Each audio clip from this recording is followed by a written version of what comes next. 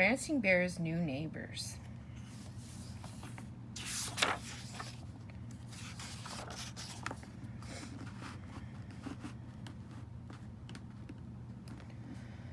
I wonder how long it will be empty, said Sister Bear. She was talking about the house across the road. The family that had lived there had moved to Big Bear City. Now the house was empty and had a "For Sale" sign on it. It's hard to say, said Papa Bear. I don't think it will be empty very long, said Mama. It's a very nice house. I just hope whoever moves in has cubs, said Brother Bear. Especially girls, said Sister Bear. And just then, Mrs. McBear, the real estate person, drove by and stopped in front of the empty house. She got out of her car and hammered a "Sold" sign over the "For Sale" sign. How about that, said Papa. Somebody bought it already. He called across the road.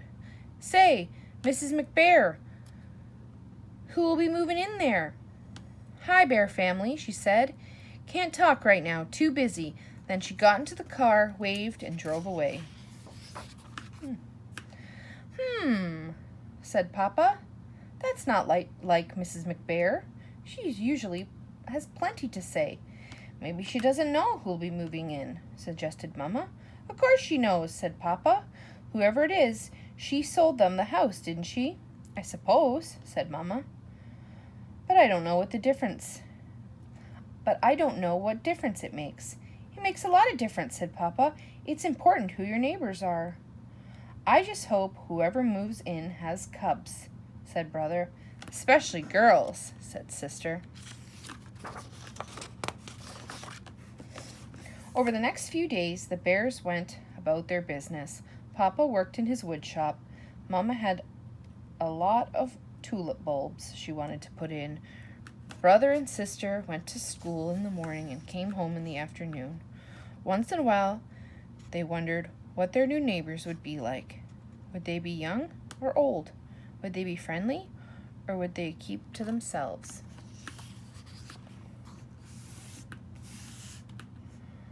Hey, said Brother, early one morning, our new neighbors are moving in, and they do have cubs. Sister ran to the window. Any girls, she said. Yep, said Brother, 2 girls and 1 boy. And look, the boy is into sports. At least he's kicking a soccer ball around. Come on, sis, let's go over and play. Now, hold on, please, said Mama, who had joined the cubs by the window. But Mama, said Sister, it's Saturday, and we don't have to go to school. We've got to give them a chance to get moved in, Mama said. They do look like a lovely family. We'll all go over later and welcome them. Said Papa, looking out the window. Now, who do you suppose they are? He added in a grumpy tone of voice. And what do you suppose they're doing here? Well, said Mama, I suppose they're the panda family, because that's what they've painted on their mailbox.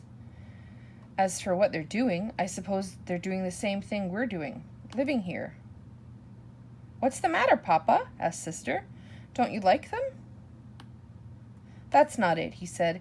It's just that they're different, that's all. Well, different or not, said Mama, as they sat down for breakfast. They're our new neighbors, and later today we're going to welcome them with a jar of our special honey. Besides, she continued, I thought you liked things to be different. When you were at the bulb farm, you complained when I wanted to buy all yellow tulips. Get different colors, you said. The Bears agreed with you. So I got yellow, red, and blue. Papa didn't say anything. He just kept eating and looking grumpy. And you always use different kinds of wood in your furniture work, she went on. And if we have the same thing for dinner 3 nights in a row, you say, not the same thing again. Why can't we have something different?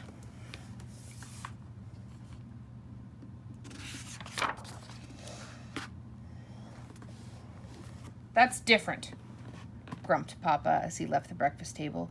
Just look at that, would you? He said, looking out the window. Before you start giving away any of our special honey, I think you should have a look at what our new neighbors are doing. They hardly even moved in, and they're building a fence. A spite fence. What's a spite fence, Papa? Said Sister. Mama looked out the window and saw that the pandas did seem to be putting up some sort of fence, though it didn't look like any fence she'd ever seen. It looked more like a row of sticks. A spite fence, said Papa, is a fence that bad neighbors put up just for spite. They do it just to be mean and keep decent folks from seeing what they're doing. I'm sure there's an explanation, Mama said. She was back in the kitchen putting a big red bow on a jar of special honey. Said Papa. I was saving that honey for a special occasion. New neighbors are a special occasion, she said. Hi, neighbors, said Brother. We're Brother and Sister Bear. He and Sister had decided not to wait for the family's welcoming visit.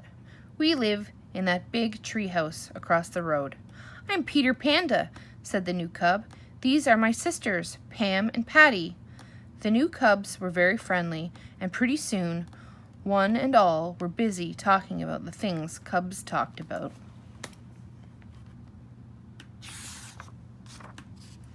It turned out that Peter Panda not only had a soccer ball, he was a soccer whiz, but he didn't know much about baseball or football. He agreed to show Brother some soccer moves if Brother would teach him about baseball and football. Sister Pam and Patty were already working up a sweat, jump roping.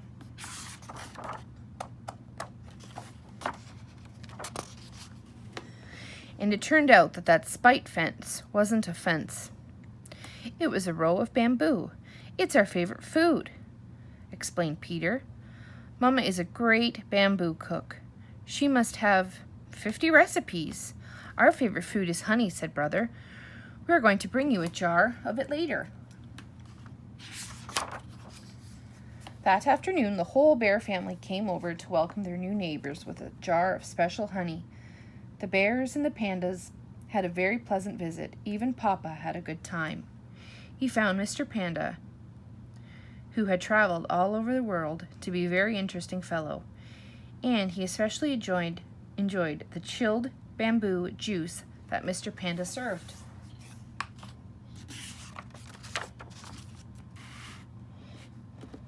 Mama arranged a neighborhood welcome at the community center for the next weekend. It was a covered dish supper, and Mrs. Panda barbecued bamboo shoots were the hit of the evening.